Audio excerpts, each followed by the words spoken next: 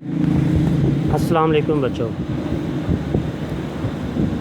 बच्चों आज हम सेकेंड ईयर इकोनॉमिक्स का लेक्चर नंबर 42 स्टार्ट करेंगे। आज बच्चों 11 अगस्त सन 2020 तारीख़ है और हम तीसरा चैप्टर स्टार्ट कर रहे हैं माशियात का, बैंक। सबसे पहले हम बैंक की तारीफ़ करेंगे। बैंक एक ऐसा माली इदारा होता है जो लोगों की अमानतों को अपने पास रखता है और इन्हीं अमानतों में से फिर ज़रूरतमंदों को कर्ज़े देता है। लोगों की अमानतें ये होंगी कि हम जो बैंक में जाकर अपने पैसे रखवाते हैं, अकाउंट खुलवाते हैं और पैसे उस अकाउंट में रखते हैं, वो हमारी अमानत होती है बैंक के पास। तो बैंक एक ऐसा माली इदारा है जो लोगों की अमानतों को अपने पास रखता है। फिर इन्हीं अमानतों में से जो कर्ज़े लेने आते हैं, ज़रूरतमंद होते हैं कर्ज़े के, उन्हें कर्ज़े देता है। इस तरह से वो लोगों की आमदनी में से फ़ालतू रकम अपने पास जमा कर लेता है, यानी उनकी बचतें अपने पास जमा करता है और इनमें से कर्ज़ा जारी करके ना सिर्फ ज़र की तख्लीक करता है, ज़र को क्रिएट करता है, बल्कि मुनाफा भी हासिल करता है, सूद भी कमाता है। जिन लोगों को कर्ज़ा देता है उस पर ये मुनाफा भी हासिल करता है जो सूद कहलाता है और तिजारत को फ़रोग़ देने में मदद भी देता है। तो बच्चों, इसकी प्रोफेसर क्रॉथर ने तारीफ़ की थी और ये बहुत बेहतर तारीफ़ है कि बैंक कर्ज़ों का कारोबार करता है, आवाम से अमानतें वसूल करता है, ज़रूरतमंद लोगों को कर्ज़े देता है। चूँकि बैंक की जारी करदा रसीदें लोग बिला हैलो हुज्जत कबूल कर लेते हैं, इसलिए बैंक ज़र की तख्लीक भी करता है। यानी बैंक की रसीदें, चेक्स, हुंडियाँ, बॉन्ड्स हैं तो वो बिला झिझक लोग कबूल कर लेते हैं, इसलिए बैंक ज़र की तख्लीक कर रहा होता है।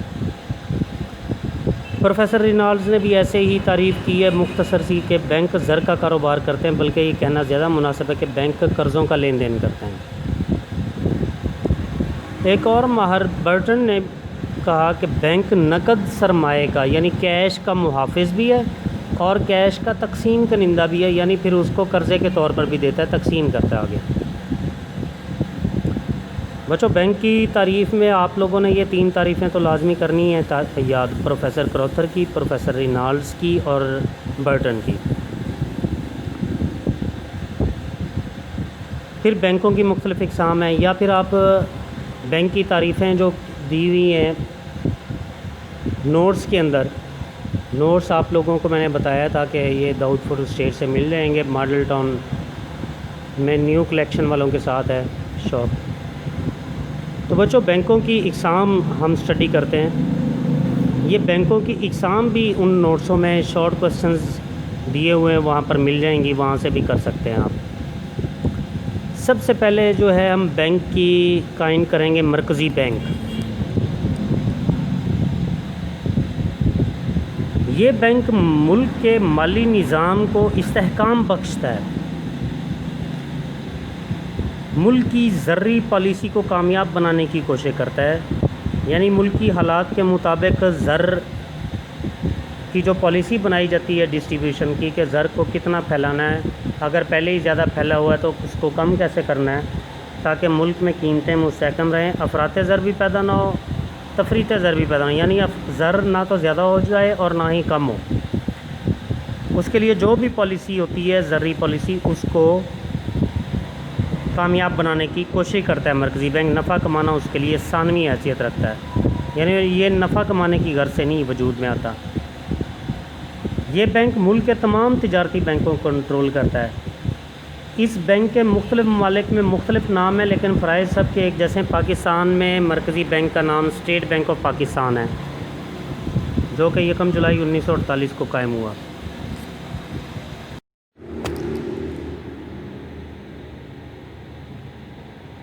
पाकिस्तान में स्टेट बैंक 1 जुलाई 1948 को कायम हुआ। इंडिया में इसका नाम रिज़र्व बैंक ऑफ इंडिया, इंग्लिस्तान में बैंक ऑफ इंग्लैंड और अमेरिका में फेडरल बैंक ऑफ अमेरिका है।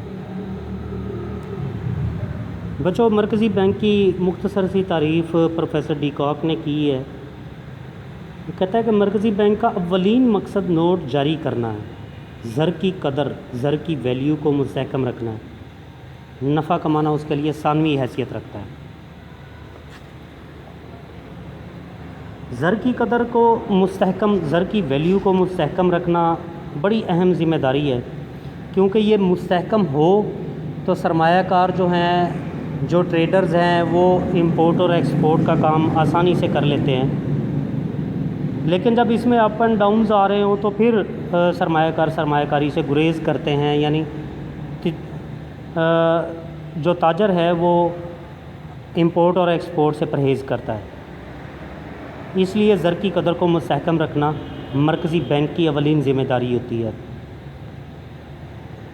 दूसरे नंबर पर तिजारती बैंक हैं। तो बच्चों, मरकज़ी बैंक के अलावा मुल्क में तिजारती बैंक हैं जो नफ़ा कमाने की गर्ज से वजूद में आते हैं। ये लोगों की बचतों को जमा करते हैं और दूसरी तरफ वही रकूमात ताजरों को, ज़रूरतमंद लोगों को, सनतकारों को कर्ज़े पर देकर सूद को अर्न करते हैं, सूद कमाते हैं। इस तरह ये बैंक मुल्क में सनती, तिजारती और कारोबारी तरक्की के लिए अहम किरदार अदा करते हैं। पाकिस्तान में तिजारती बैंक बहुत सारे हैं। नेशनल बैंक है, हबीब बैंक लिमिटेड है, यूनाइटेड बैंक है, मुस्लिम कमर्शियल बैंक है, allied bank, the bank of Punjab, first women bank, Askari bank, Alfalah bank, Faisal bank, Meezan bank वगैरह तिजारती बैंक हैं। बच्चों, तिजारती बैंक दो तरह के होते हैं। नंबर एक फहरिस्ती बैंक, जिनको हम शेड्यूल्ड बैंक भी कहते हैं। दूसरे नंबर पर गैर फहरिस्ती या नॉन शेड्यूल्ड बैंक होते हैं।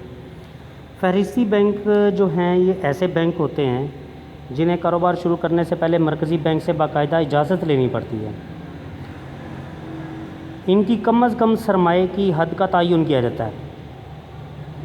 ये इस बात के भी पाबंद होते हैं कि अपनी अमानतों का कुछ हिस्सा मरकज़ी बैंक के पास बतौर महफूज सरमाए के जमा करवा दें, ताकि बुरा वक्त आने पर या कर्ज़े ज़्यादा जारी कर बैठे हैं तिजारती बैंक और उनके पास डेली की ट्रांजैक्शन के लिए पैसे ना बच रहे हों, तो फिर मरकज़ी बैंक को उनका आखिरी सहारा बनते हुए इनकी मदद करें।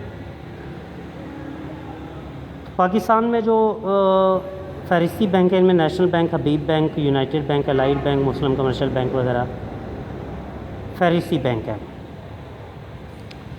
दूसरे नंबर पर गैर फहरिस्ती बैंक होते हैं तिजारती बैंक, नॉन शेड्यूल्ड बैंक होते हैं।